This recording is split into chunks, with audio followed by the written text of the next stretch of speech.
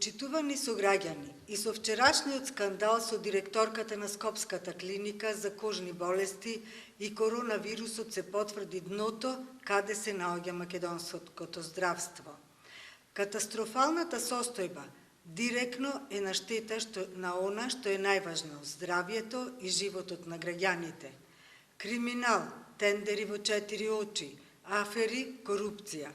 Председателот Христијан Мицковски е убеден дека само она што го нуди ВМРО-ДПМНЕ, темелни и сериозни реформи, само со голема обнова е единствениот пат до повеќе здравје за секого.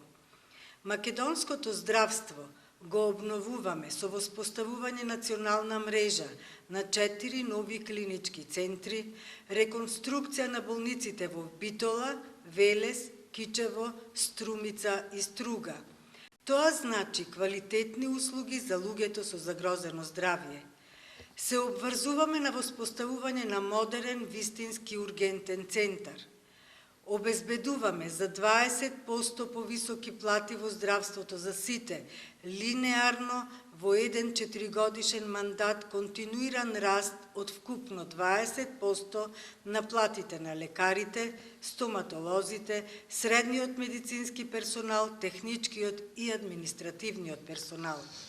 Уште во првите 100 дена со интервенција во законот им се овозможува на медицинскиот персонал, лекарите, техничкиот персонал, покрај услугите кои што ги даваат во државното здравство, да даваат услуги и во приватното здравство и обратно.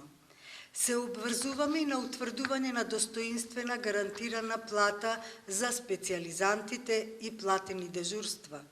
Обновата во здравството значи и ревидирање на позитивната листа, повеќе бесплатни лекови за ранливи групи. Целосна дигитализација на здравството, на рецепти, упати, извештаи и резултати. Дигитализација на радиолошките единици, нивно поврзување во единствен центар, за да се скратат процедурите и да им се олесни пристапот до здравствениот систем на граѓаните. Се обврзуваме и на зајакнување на дежурните служби и итната медицинска помош, поголема достапност во текот на 24 часа на здравствените услуги за граѓаните.